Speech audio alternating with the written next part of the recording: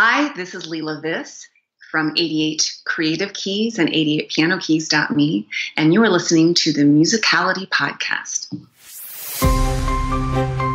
Ever wondered why some people seem to have a gift for music? Have you ever wished that you could play by ear, sing in tune, improvise and jam? You're in the right place. Time to turn those wishes into reality. Welcome to the Musicality Podcast with your host, Christopher Sutton. Hi, this is Christopher, founder of Musical You, and welcome to the Musicality Podcast. On the show today, I'm joined by Leila Viss, author of the 88pianokeys.me blog and the book, The iPad Piano Studio.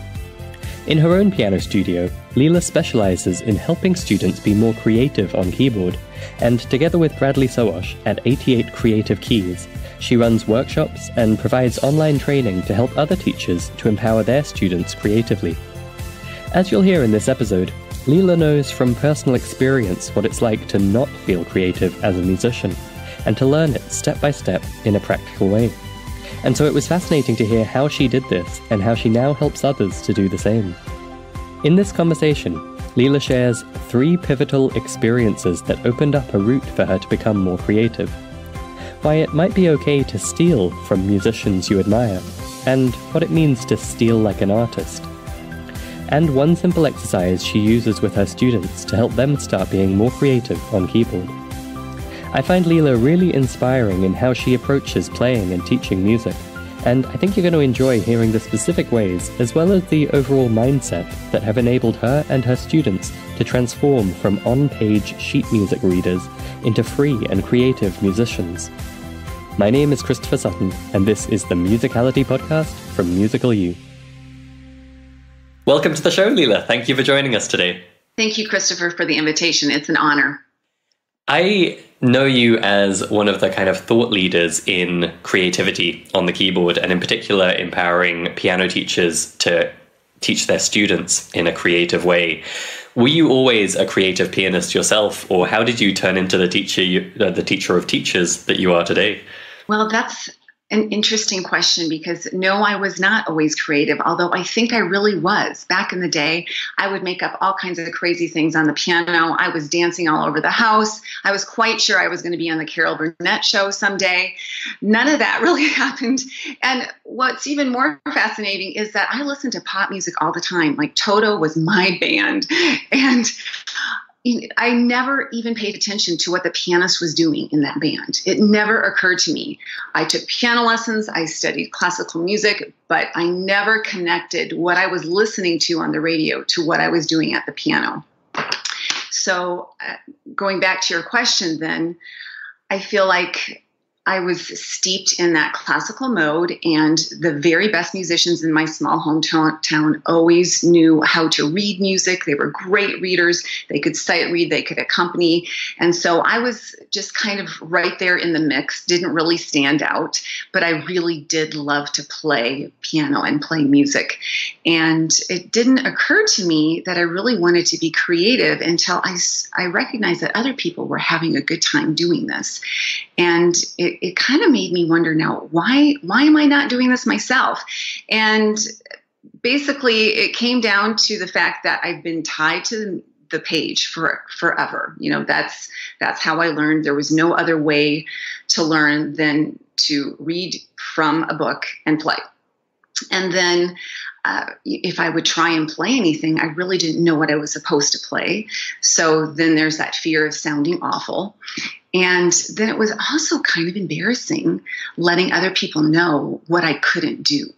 So those 3 things kind of hung with me, and I call that my baggage. And I'm quite sure that a lot of other people have that same baggage, and I affectionately call myself a recovering classical pianist because of that. And I think it really came to a head for me when I had a piano student sit at my bench, and he had an amazing gift of playing anything by ear. I just remember he came back from watching the Sherlock Holmes movie and pretty much played a really cool rendition of the whole entire soundtrack. And it just dawned on me that, whoa, number one, I want to keep the student. Number two, how am I going to keep the student interested in what he's doing? And number three, how can I make sure that he's also reading, because he would rather not read music. But having students that stimulated that side of the brain that I wasn't used to really helped me become a creative teacher and a creative player myself, because I had to start keeping up with him. And then there were questions along the way. Well, how am I going to deal with this dude? He's playing in a jazz band. I don't know what that's all about. And I happened to connect with Bradley Sowash at a conference, some 15 years ago probably, and we happened to sit next to each other at a happy hour. And so I was asking him about the 12-bar blues, and he was writing things down on a napkin. I really wish I had that, because I put it in a frame, because that established a relationship with him. And he is a fine jazz pianist in his own right, but he's also a jazz educator and knows how to explain things and break things down into, bite-sized pieces that a musician like me can understand. And so because of that student, he and I had this relationship where I would email him occasionally and say, okay, what do I do when? And it just took off from there. And then it also made me become aware of my desire to be creative off page. And I felt like I was missing out. So I wanted to work on those skills. And so I was composing, and then I started taking lessons with Bradley. So then I started playing jazz. And I would not call myself a jazz pianist, but I would say that I can dabble in it, and it opens up a lot of doors. So that's pretty much my story. I think I answered most of your questions. Interesting. So you really were into the thick of teaching before this kind of transformation took place, by the sounds of it. Most definitely. And I have 3 boys who are now grown, and I kind of feel bad for them because their mommy was putting them in a really tight little box of, you got to play what's written, and that's pretty much it. And all 3 of them have fantastic ears and are very creative at the keys. And my youngest, he just hears things and plays his favorite tunes. I think maybe finds sheet music to play a little bit, but they all do things so differently than what I taught them. And I would have done things so differently, but they survived despite me. So that's good. So take us back for a moment to that transition, because I'm sure a lot of our listeners can relate to that baggage you talked about and those feelings of insecurity or nervousness around their limitations as a musician. And I don't know about you, but for me, there was definitely a real skepticism that I would be able to learn things like improvising or playing by ear, because as you've touched on, some people can do it so much more easily than others. It can seem magical. Where were you coming from on that? What gave you the confidence to keep trying and keep learning and connect with people like Bradley that opened up some doors to figuring that stuff out? I would say there's 2 performers, and maybe this dates me a little bit, but there's 2 performers that stuck out in my mind. Number one, I remember my husband coming home. He was listening to Christmas music on the radio, and he said, I just heard this really cool arrangement of Joy to the World, and it happened to be by Jim Brickman. And I had never heard of Jim Brickman before. So kind of tells you how long ago that was, but also it just wasn't in my radar to listen to someone like him. And so I got out the music, and wow, I had to count. Because it was tricky, just the way he separated things between the hands. But then I also noticed, okay, this guy's doing a lot of the same thing over and over again. This isn't that tricky. I think I could figure this out. And then another point in the right direction was I attended a Lori Line concert. I was invited by my piano students to come to her concert. And she was striking. Number one, she was all about what she was wearing. She was also very creative with her arrangements. And the entire concert, she was very connected to her audience. And that really struck me. She wanted to make a connection with us. Instead of it being, just way too serious and we've got to just stick to what we need to do and then we're done. She wanted to involve the audience. And I was stunned by that. And I really wanted to see more of what she was doing on the page. So I bought a lot of her books. And then, I noticed too, she had some formulas. And I thought, okay, well, that's not that hard to unlock what she's doing. I think I could do this too. So that pretty much, those two were my inspiration, just noticing that you don't have to do a lot of new, really crazy off the wall things in order to be creative. And finding people that I was excited about copying or stealing from really was the hallmark for my road to feeling creative at the keys and feeling confident at the keys. Awesome. Now I want to come back and dig in a lot more to your work with Bradley and what you're doing these days, but let's pause on that for a moment, because I think what you just said is really fascinating. And here on the podcast, we've talked a fair few times, I think, about the usefulness of patterns or frameworks for enabling creativity, and how that can seem a bit counterintuitive to constrain yourself in order to feel freer. But that really is how it works in music. And, you know, what we touched on there before about intimidation and nervousness, a lot of that comes from just having the blank canvas and feeling like anything is possible, and so nothing is possible. So I want to hear more about this idea that you were, you know, seeing these inspiring artists and not just being inspired, but actually dissecting what they were doing and being able to take something away from it. Tell us more about that. Okay. Well, I think it made me dig into figuring out what they're doing. I call it getting under the hood. Like, oh, okay, wait a minute. She's just using the 4 to the 5 back to the 1 chord. What? That's not that big of a deal. And oh, she just has this nice little melody floating above that. Oh, and she does it 2 times, and that's a nice little interlude until she comes back to the arrangement that she's making. And so seeing what she was doing motivated me to try that myself. But you're absolutely right. It was small little patterns repeated over and over again. And if you think about it, you know, when we do something over and over again, we finally do get bored, you know, like, okay, let's see what else I could do. And I think that is the key to creativity, is getting tired of doing the same thing. So, you know, let's figure out what I can do that's a little bit different. And then, so knowing the chords, knowing the theory behind what others are doing, and then I'll just be blatantly honest that my very favorite book is called Steal Like an Artist, and that's what I do. I think that's a really important thing to do, because if you see what others are doing, you learn from it. And I'm not just saying that I memorize what they do. I look, understand the chords, the chord progression, how the melody is framed and all of that kind of stuff. And then I play it, I try and memorize it, and then I move it to a different key, because that helps me solidify it, try and remember it in my brain. And then, you know, I may not remember it exactly. And then that's when things expand and I've created something all my own. Terrific. It was really helpful to hear that example of what you were maybe noticing or listening for in a performance. And I can imagine some of our listeners are thinking, well, that's easy enough if you know what the 4 to the 5 to the 1 sounds like, or, you know, how to dissect by ear the melody from the chords. How much do you think you needed, you know, a lot of theory knowledge and ear training to be able to pick apart what was happening there? Well, I tell you, at first I had a lot of visual training. I can read music. I know how to read that. And then I had the theory, but I really wasn't putting the two together until I was so curious. What are they doing? Oh, okay, that's the 4, that's the 5, that's the 1. And I really wasn't hearing it that way. I feel like my ears have really improved, but they were not that strong to begin with. I was really relying on my eyes and my theory knowledge.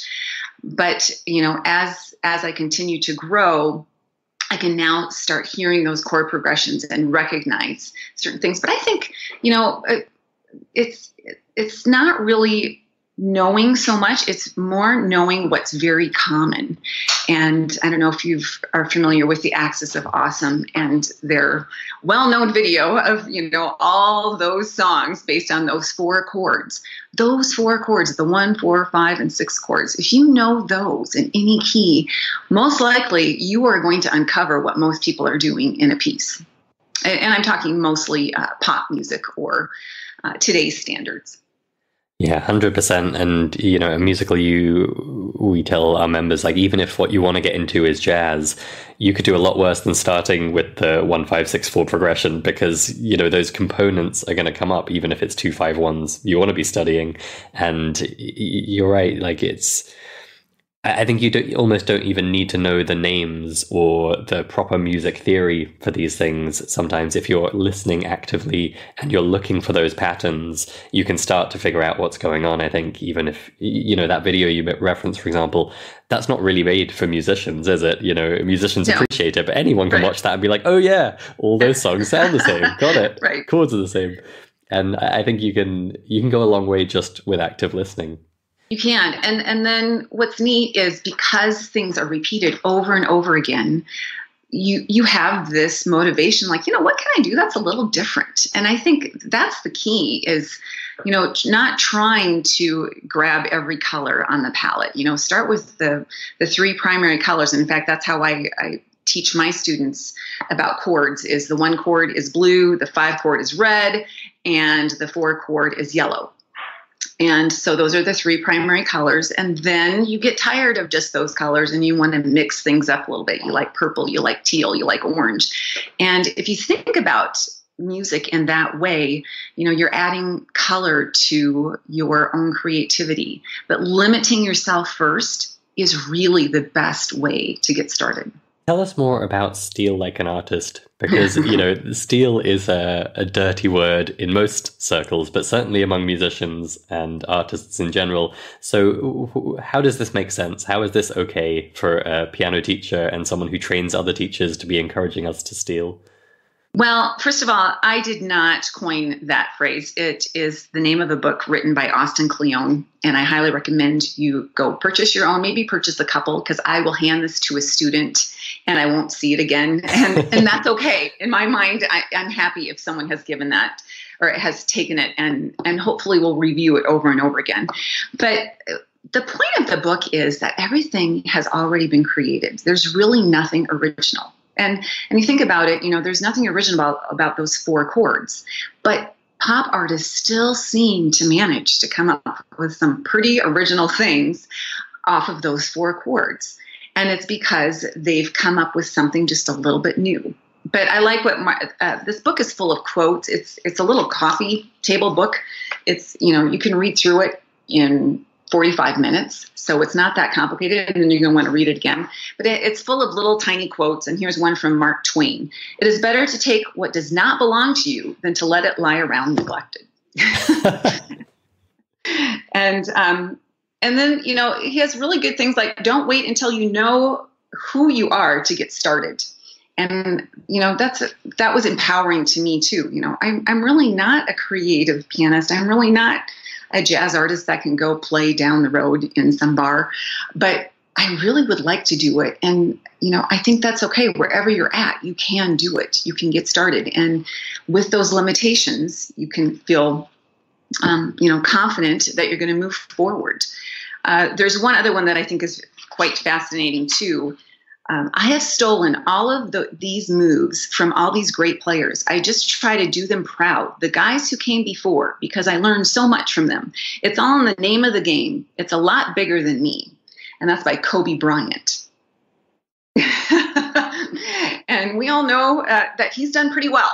And so the point being, we're inspired by others. Take that inspiration, take what they're doing and make it your own. And we're never going to be happy if we just steal from other people. We're not going to feel good inside if we know that we stole it from them and it's theirs.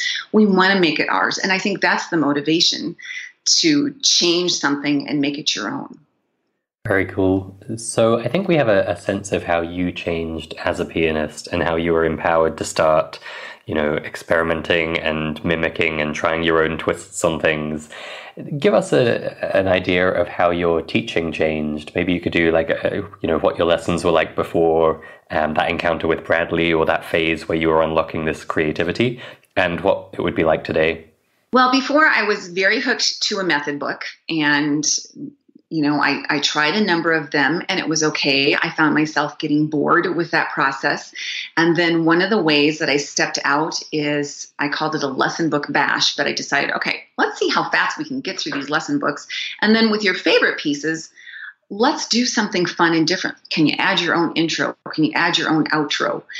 Can you change it to minor? But do something with that piece a favorite piece. And so that got me, out of the box, so to speak. And then I decided that every student, regardless of how old they were, at some point they would play the heart and soul pattern is what I call it. But the 1-6-5-4, the 1-6-5-4 pattern. And, most of them just play it the normal way that we all hear it. And then I had them start being creative with it. And, seeing their eyes light up and having them realize that, wow, that's really cool. It gave them the fertile ground to start being creative, and pretty soon they weren't so thrilled with just those chords. So then we move on to some other ones. So it just has morphed. And then, like I said, having students like Jake, and now I've got another one, Rylan, who, they can go crazy off the page. And Rylan's got his own YouTube channel now, and he creates his own covers and comes up with new things and surprises me. And I just find a new link that he's just created on YouTube. And so it's so much fun to see those students branch out. And then I also have students that really aren't that comfortable doing what, Rylan or Jake are doing. And I still feel like it's my duty to get them playing beyond the page, and they feel more comfortable with it, but it's probably not their favorite thing. And that's fine with me. But I just feel like it's my duty as a teacher to let them experiment and explore off the page, so that suddenly when they are asked to play something, it's not alarming to them. So you said there you give them this particular chord progression and then you help them start being creative with it. What does that look like in practice? What kinds of things might they be doing? One of the things, there's the 1, there's the 6, the 4, and the 5. I call that a power chord, but it's just the root, 5th root. And adding pedal with that right away makes it so pretty. And it's so different from, right, which they all know at the beginning. And that's where I start. And they play that. And I tell them, practice this, play this at home until your mom and dad tell you to stop. Because they're so tired of it. And then I just have them create a nice little melody above that. And it may just be the first 3 notes, like C, D, and E, and in the key of C.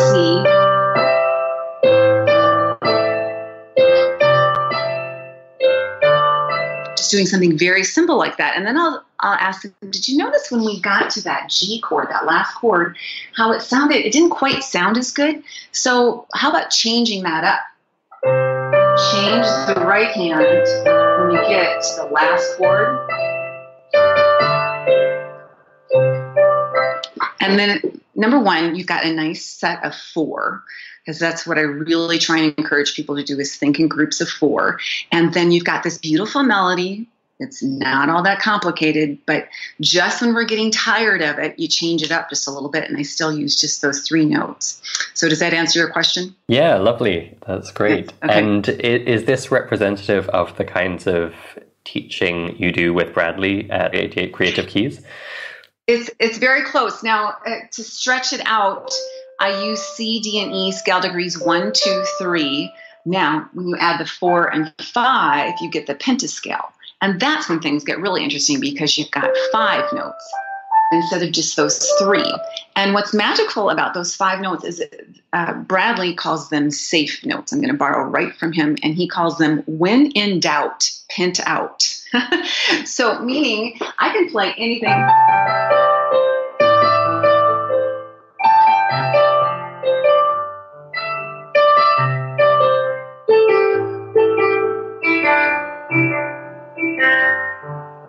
I just played notes, those 5 notes, C, D, E, G, A, and they sounded good above that chord progression. And they're magical because they're always going to sound good. And so, yes, I admit I steal that from him all the time. But those 5 notes are golden. I say it's a nickel's worth of notes worth their weight in gold, because you're always going to sound good with those. So the main thing, though, you don't want to forget, you need to know the key you're in. They're not going to sound good if you're not in the right key. Gotcha. So yeah, that's a fun way to explore. And so that pentatonic scale gives you the kind of constraint that lets you feel safe experimenting. Exactly. Yes. Good word, constraint. And again, those limitations, they're going to make you feel confident because, oh, wait, I don't have to use anything else. I'm just using that. And then you gradually, open up more parameters because they get hungry for more. And that's what I do in my lessons too. Pretty soon, they get tired of the 1, 4, 5, and 6 chord. Are there any other chords? And then I say, well, let's explore the diatonic chords, the 1, 2, 3, 4, 5, 6, 7, and the substitute chords, all that kind of stuff. Adding the add to or the sus4, those kind of things. And oh man, then their eyes light up all over again. I think the thing I need to be careful about is not overloading them right away with ideas. It's just when they're hungry for something new, then add in something else. Cool. And where are those ideas coming from? You mentioned before you were teaching from a method book. Do you now teach from the Leila Viss method book or the 88 Creative Keys method book? Or how do you structure that? I know. People ask me that all the time. And I think someday I will have to codify exactly what I do. It's a mix of so many different ideas and things. I love to collect ideas. I'm been known as, people call me a synthesizer. I hear things and then I kind of funnel them into something that works. But I've had webinars with Bradley before. We do online clinics, and I've talked about reharmonizing melodies. And so a lot of these tricks, you might want to call it, I would include in reharmonizing a melody. But there is nothing official that I have ever written down about exactly what I do. So maybe you have prompted me to do so. Yes, I will be waiting eagerly for the Leila Viss method book. Okay. So one thing we haven't touched on yet, which you're known for, is actually using technology, which might strike people as odd, given you're known for creativity. And to a lot of people, technology is kind of the antithesis of being creative and free. Tell us how that fits in and how technology entered the picture for you in your teaching. Well, when I was getting my master's degree, I went around to different studios in the Denver area, and two of them had a computer lab along with their piano lessons. And so one student was working at the piano with the teacher while the other student was at the computer. It was still in DOS mode with the little cursor blinking back and forth, but there was one program which I cannot remember what it's called, but it was, a tutorial type thing that students went through. And so they were learning theory and getting reinforcement at the computer while one student was with the teacher. So the teacher actually had two students, and you're actually making a little bit more money because you're charging that student who's at the computer. Now, fast forward, I started that in my studio from the get-go. People always came for 30 minutes with me and 30 minutes more at the computer.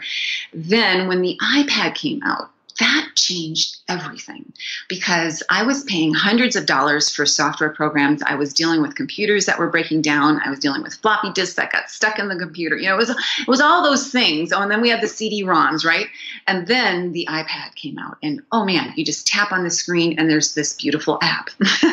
And I got so excited about that I thought, I got to write a book about this. And well, actually, someone did inspire me. Philip Johnston, if you're not familiar with him, I highly recommend you take a look at his books, The Practice Revolution. And there's one about your studio, dazzling studio. It's this big long title, but I highly recommend his book, The Practice Revolution. But he contacted me for some reason and said, I think you need to write a book about the iPad. And so I did. And it was quite exciting for me. I self-published it, and it's called The iPad Piano Studio. And it talks just about what I'm doing here in my studio, what apps I like to use, how I've become more and more paperless in my studio. But a lot of the apps also enhance creativity. There's some really neat ones out, like Tin Pan Rhythm. It's kind of like a GarageBand. A lot of people are familiar with GarageBand, but it's much less complicated. And I think that's what I'm always looking for is technology needs to be easy and it needs to enhance what you're doing at the keys. And that's what I'm looking for in apps as well. So Tin Pan Rhythm is a great one because you can create all different chord progressions. They give you some chords that may sound good in the key, but you still get to decide which chords you want to use. And then you can orchestrate that. You can add in guitar or percussion. So, it right away gets those creative juices flowing. So that's how, number one, the iPad and technology came into my teaching. And now technology and creativity, I think, just go hand in hand in so many ways. And again, credit to Bradley Sowash. He introduced me to the iPad app called iReal Pro, which generates lead sheets, and you can create any kinds of backing tracks that you might want to create. And those are really helpful for when you want to run scales, or you want to run chords, or even, play from a lead sheet. You got to tighten your groove, but you've got that backing track. It gives you that feeling of confidence because you're not just playing by yourself. Terrific. Tell us more about 88 Creative Keys. We've made reference to it a few times, and it's kind of this umbrella brand for the work you and Bradley do together. But tell us what people can find at 88pianokeys.me and what you're up to. Okay, so yes. Let me just be clear because it does get a little confusing. I have a blog called 88pianokeys.me, and that's mine alone. I started that back in 2013, kind of right when I started getting hooked into all these apps on the iPad. And around that same time, Bradley Sowash and I were working on some projects together for Teachers Association conferences. And we thought, this is kind of fun working together. Let's make our own brand. And so that's called 88 Creative Keys.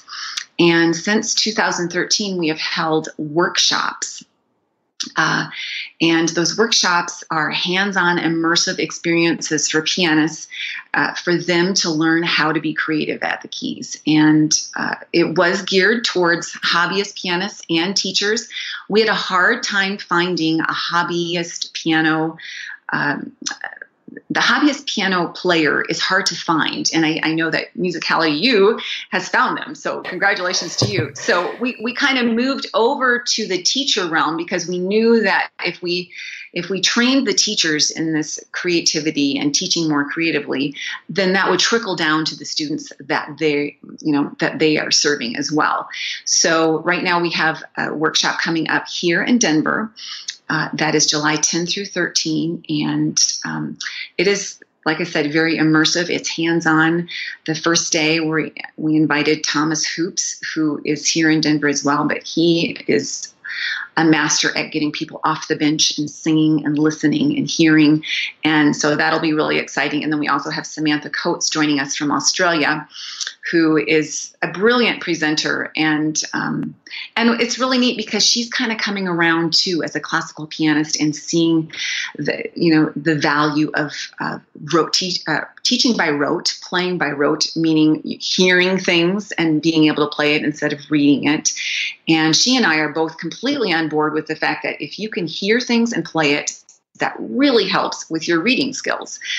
So we're really excited about this. And like I said, it is for teachers. We'd love to expand to hobby pianists again as well.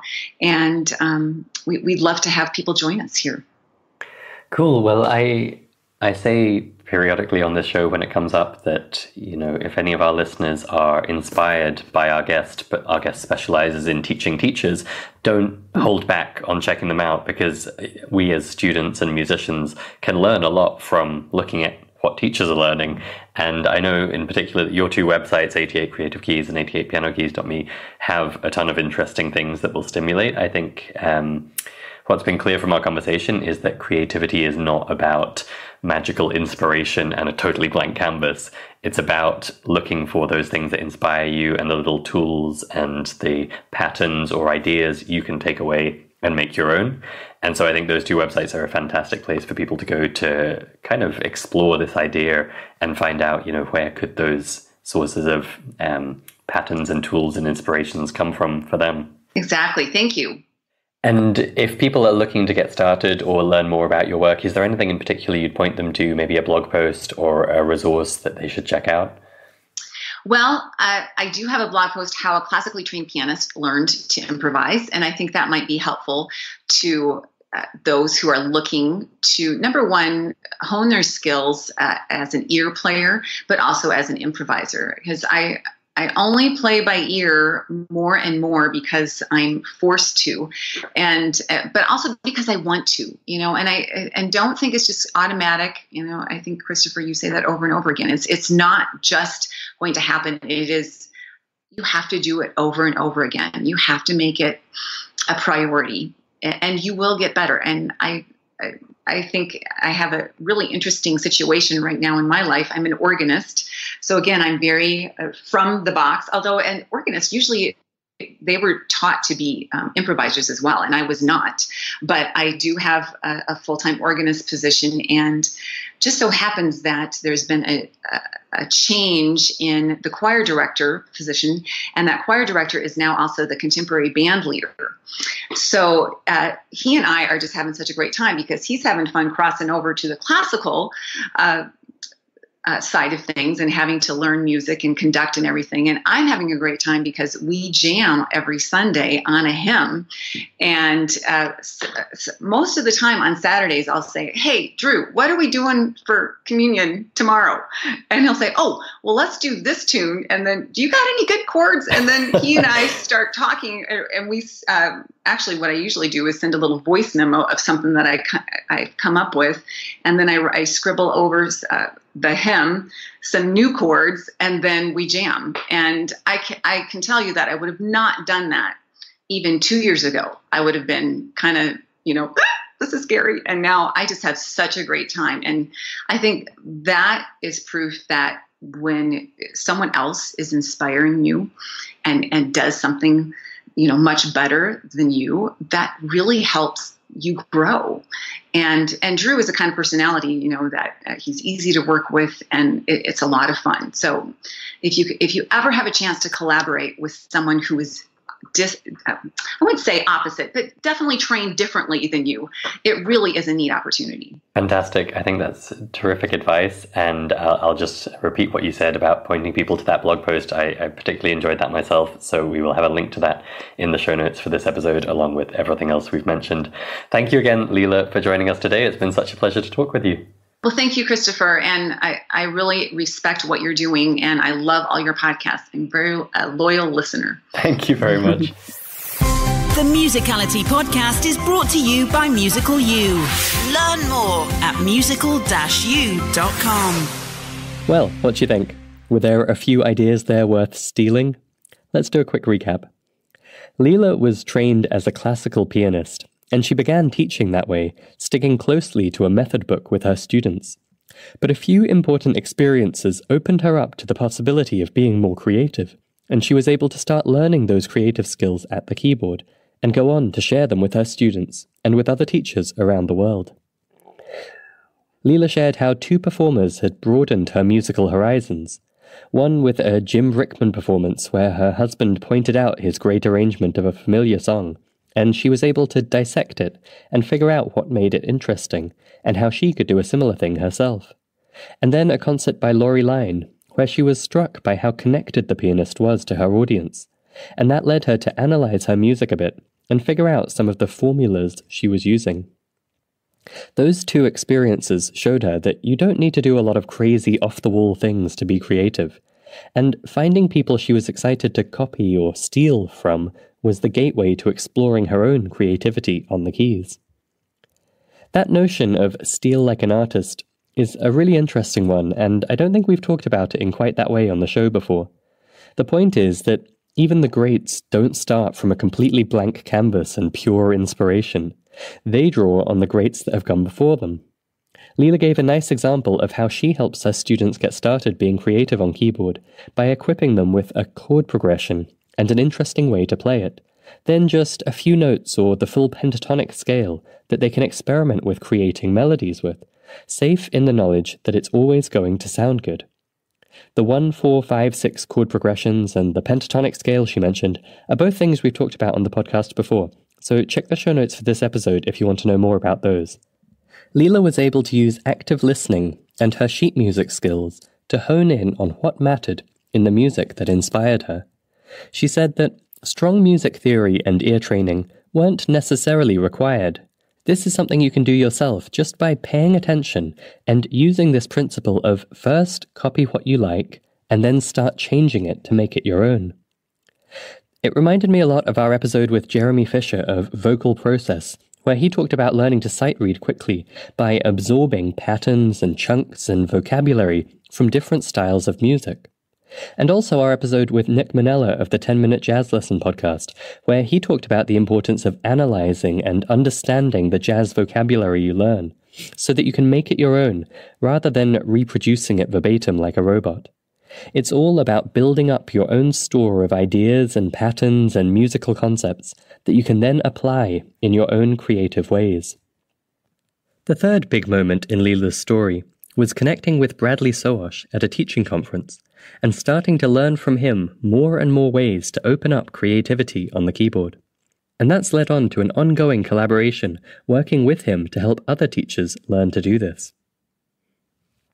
With her students, Leila helps them to explore their creativity by making sure to always provide them with small steps so as not to get overwhelmed, and also trying to keep them at that point where they're enjoying it but hungry for more and the next avenue to explore or the next musical idea to experiment with. We also talked a bit about technology and how it can be a parallel way of learning musical skills while you're not at your instrument, but you can also use apps that inspire you musically or provide accompaniment that makes you practice in a more creative way.